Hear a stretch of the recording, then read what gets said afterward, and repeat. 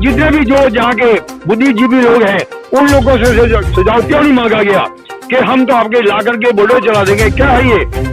हमें भी जीने का अधिकार मिलना चाहिए। लेबर कॉलोनी एशिया की सबसे नंबर 1 मानी जाती है, ये पीछे नहीं हटने वाली है। ये सरकार से लड़ेगी, कोर्ट तक जाएगी, किसी भी तरह से ये पीछा सरकार का नहीं छोड़ने वाली, अपना हक लेके रहेगी। क्या बात है, बहुत बढ़िया। रणवीर जी संघर्ष करो, हम तुम्हारे साथ हैं। रणवीर जी संघर्ष करो, हम तुम्हारे साथ हैं। नमस्कार, बहुत बहुत स्वागत है आपका सभी का जनता जनार्दन में। और इस वक्त हम मौजूद है देवली विधानसभा 47 के अंतर्गत के सेकंड ब्लॉक में। और के सेकंड ब्लॉक के प्रधान प्रताप श्रीवास्तव के माध्यम से मुहिम मास्टर प्लान के तहत आपका सभी को पता है, संगम विहार के सभी जितने भी निवासी हैं, जनता है, खासकर परेशान है, आने वाले भविष्य में क्या कुछ होगा, इस संबंध में लगातार 1 वर्ष हो गया धर्मवीर कौशिक के माध्यम से तमाम जानकारी आप लोगों को साझा की गई। और हालिया दिनों में ऑब्जेक्शन की जो एक प्रक्रिया थी डीडीए मास्टर प्लान 2041 के संबंध में, मास्टर प्लान ड्राफ्ट के ऊपर आप लोगों को ऑब्जेक्शन करना बाकी था, वो आप लोगों ने किया और ज्यादा संख्या में किया।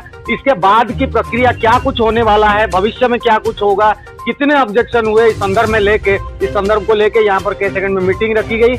आइए जानते हैं कि धर्मवीर कौशिक से लेके तमाम जो south Delhi development welfare association के जो पदाधिकारी हैं, सभी के सम्मिलित साझा यहाँ पर एक कार्यक्रम, इस कार्यक्रम में अनेकों प्रकार की जानकारी दी गई।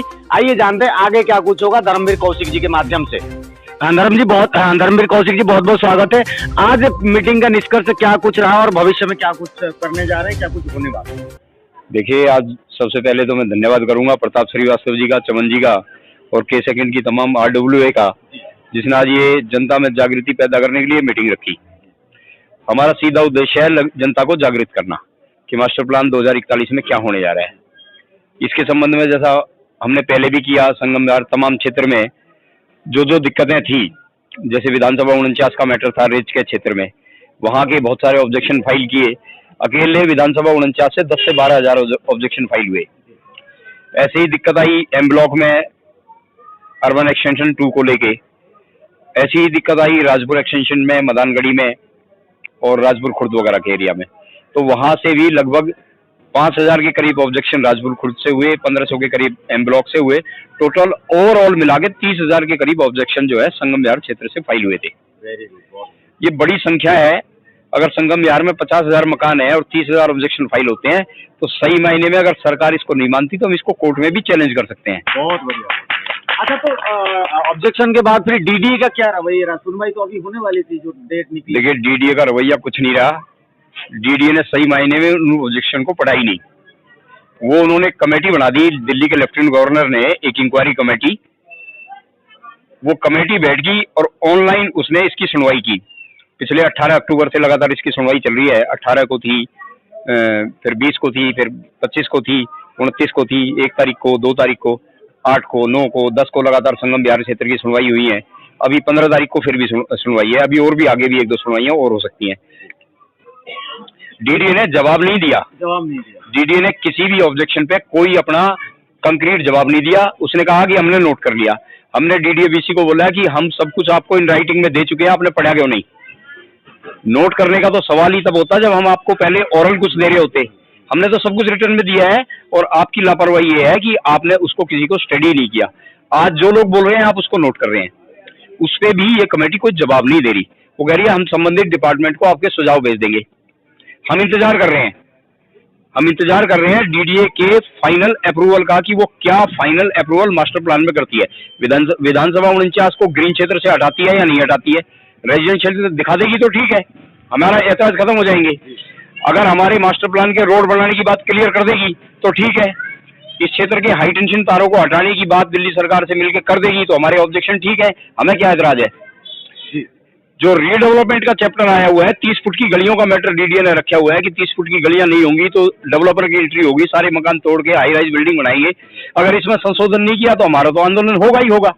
भाई 10 लाख की आबादी बची हुई है, उसको तुम रोड पे ले आओगे। और उसके बाद भी सवाल यह है कि चलो आप रोड पे ले आते हैं, थोड़ी देर के लिए हम ये मान लें कि आप ये जो कुछ कर रहे हैं हमारे भले के लिए कर रहे हैं, लेकिन सवाल ये है कि एक 25 गज वाले को क्या दोगे भाई? आज 25 गज के मकान में किसी ने 3 मंजिल मकान बना के उसके 3 बच्चे वहां सेटल हैं फैमिली के तौर पे, 25-25 गज में रहते हैं, उसको आप मास्टर प्लान में क्या देंगे फ्लैट में? 50 गज वाले को क्या देंगे, 100 गज वाले को क्या देंगे, एक खाली प्लॉट वाले को क्या देना चाहते हैं, जिसकी 4 मंजिल 100 गज में बनी हुई है उसको क्या देना चाहते हैं? बात तो क्लियर होनी चाहिए ना। लेमैन की भाषा में बताइए डीडीए कि हम 25 गज वाले को अगर यहाँ से हटाएंगे, उसको हाई राइज में ले जाएंगे तो उसको ये देंगे, 50 गज के मकान की जिसकी 4 मंजिल बिल्डिंग बनी हुई है, 3 मंजिल बनी हुई है, उसको ये देंगे। कोई से नहीं हुआ, कुछ भी नहीं, कोई पॉलिसी नहीं है, सिर्फ एक तरफा बात की जा रही है। अब जब एक तरफा बात होगी तो भाई ये तो जनता के लिए खतरे की घंटी है। और एक बिंदु पे और मैं बात करना चाहूंगा, बुद्धिमती झा जी हैं south Delhi development welfare association के कानूनी सलाहकार।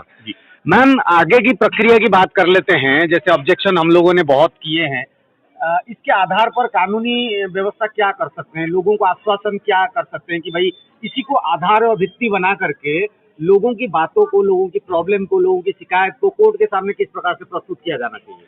अभी तो हम लोग डीडीए से फिलहाल लड़ाई लड़ रहे हैं। जब डीडीए की लड़ाई हम लोग की लगेगी कि निराधार हो गया, डीडीए अगर किसी तरह का तर्कसंगत हमें जवाब नहीं दे रहा है, अभी तक का हिसाब तो वही लग रहा है। नहीं, अभी डेट बचे हुए हैं तो हम लोग इंतजार में हैं। आखिर उम्मीद हाँ, उसके बाद PIL डालेंगे, सुप्रीम कोर्ट जाएंगे, क्योंकि यहाँ जो आवास है वो जनता बस रही है और एशिया का सबसे पॉपुलेशन वाला एरिया भी माना जा रहा है संगम विहार को।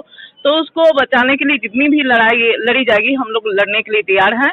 जब उन्होंने छेड़ा है तो हम लोग छोड़ेंगे नहीं। क्या बात है प्रताप जी, सभी तरीके से आप देख रहे हैं, सिचुएशन को समझ रहे हैं, प्रधान है, के सेकंड के लिए जनता को किस प्रकार से जागृति लाएंगे इन आने वाले दिनों में? देखिए, हम लोग तो पूर्णतः कोशिश कर रहे हैं जो पब्लिक में जागृति आए और संघर्ष करके जो 2021 मास्टर प्लान की जो समस्या चल रही है उनको संघर्ष करके कौशी जी के साथ, बुद्धिमती जी के साथ, सारी टीम के साथ हम लोग संघर्ष करेंगे।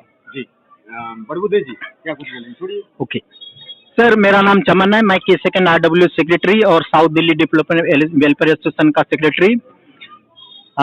धर्मवीर कौशिक जी बहुत ही तह तक पहुंचे और बहुत कुछ जानकारी रखते हैं। बुद्धिमती झा जी लीगल एडवाइजर हैं और ये जिस तरह से आगे बढ़ते हैं इनके पीछे हम हैं, और जैसे अच्छा लगेगा, जैसा इन्हें अच्छा लगेगा हम इनके साथ चलेंगे और आगे जो करना है वो पब्लिक के लिए, क्षेत्र के लिए आगे लड़ेंगे, करेंगे, लड़ेंगे, झुकेंगे नहीं, चाहे जिससे भी लड़ना पड़े, ये छोड़ेंगे नहीं, हम अपना हक लेके रहेंगे।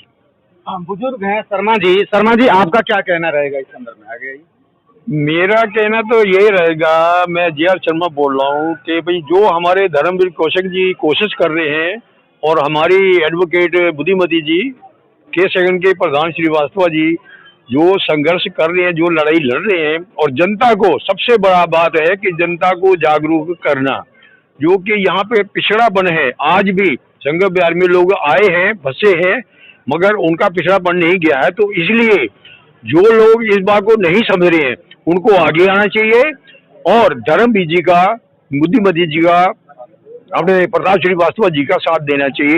यानी कि K-2 की जो हमारी RW है उसका उनको पूरा साथ देना चाहिए ताकि ये लोग आगे बढ़े और हम अपनी कामयाबी में, ये लोग अपनी कामयाबी में पास हो।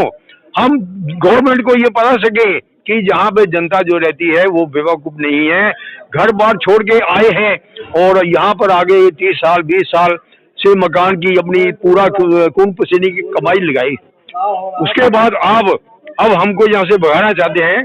तो क्या हम देश के नागरिक नहीं हैं? इसलिए सुप्रीम कोर्ट या सरकार जो भी है उसको गौर करे, उसको अच्छी तरह सोचे कि ये नागरिक भी हमारे देश के हैं, हमें भी जीने का अधिकार है।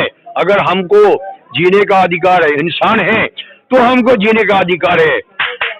न्यायपालिका जो है वो बोलती है हर आदमी का अधिकार है बोलने का। तो क्या यहाँ की जो जनता है 50,000, आप लोग बोलेंगे, लड़ेंगे? तो बिल्कुल लड़ेंगे, जहाँ भी जाना है। ये जनता लड़ने का, इनका जीने का अधिकार नहीं है क्या? जिस बंदे ने ये रूल बनाया है, पहले उस बंदे ने, उन कमेटी ने इन जनता का सुझाव क्यों नहीं लिया? RWA या जितने भी जो जहाँ के बुद्धिजीवी लोग हैं उन लोगों से सुझाव क्यों नहीं मांगा गया कि हम तो आपके लाकर के बोर्डर चला देंगे? क्या है ये? हमें भी जीने का अधिकार मिलना चाहिए। बढ़िया शर्मा जी, और भी लोगों से बात कर लेते हैं। सर क्या नाम है, क्या बोलना चाहेंगे? मेरा नाम मनीष श्रीवास्तव है, मैं साउथ दिल्ली वेलफेयर में वाइस प्रेसिडेंट हूँ। और मैं ये कह देना चाहता हूं कि जिस तरह से किसान लगा पड़ा हुआ अपने आंदोलन के लिए, उसी तरह यहाँ की जो लेबर कॉलोनी एशिया की सबसे नंबर 1 मानी जाती है, ये पीछे नहीं हटने वाली है। ये सरकार से लड़ेगी, कोर्ट तक जाएगी, किसी भी तरह से ये पीछा सरकार का नहीं छोड़ने वाली, अपना हक लेके रहेगी। क्या बात है, बहुत बढ़िया। रणवीर जी संघर्ष करो, हम तुम्हारे साथ हैं। रणवीर जी संघर्ष करो, हम तुम्हारे साथ हैं। रणवीर जी संघर्ष करो, हम तुम्हारे साथ। तो इस संघर्ष की कड़ी में संगम विहार हो चाहे पूरी दक्षिणी दिल्ली की बात कर लेते हैं। South Delhi welfare development association के अध्यक्ष साहब हैं, कानूनी सलाहकार हैं और भी जो पदाधिकारी हैं, सभी से हमने बात करने की कोशिश की। आने वाले भविष्य में आप लोगों के बच्चों के भविष्य के लिए आप लोगों को इस मुहिम में जुड़ना पड़ेगा। इस संबंध में आपको विस्तृत जानकारी जुटानी पड़ेगी और भी कई सारे जानकार व्यक्ति इस क्षेत्र में मौजूद है। चंद्रपाल कश्यप जी रजिस्ट्री भी करते हैं, जो कि इस श्रेणी में ताल्लुकात रखते हैं। सभी से, मेरे से भी, धर्मवीर कौशिकी से भी, झाजी से भी, आप किसी से भी फोन पे बात कर सकते हैं। इस संदर्भ में जानकारी जुटाइए, मुहिम में जुड़िए। आने वाले दिनों में संगम विहार में अगर कायाकल्प, वो भी विपरीत तरीके से कायाकल्प अगर होने जा रहा है तो बचाना भी आप लोगों का फर्ज है। बच्चों को, आपके भविष्य को बचाना भी आप लोगों का फर्ज है। जुड़े रहिए इस कड़ी में, मास्टर प्लान मुहिम की कड़ी में, और रिपोर्ट के साथ आपको अवगत करेंगे। फिलहाल के लिए जय हिंद, वंदे मातरम।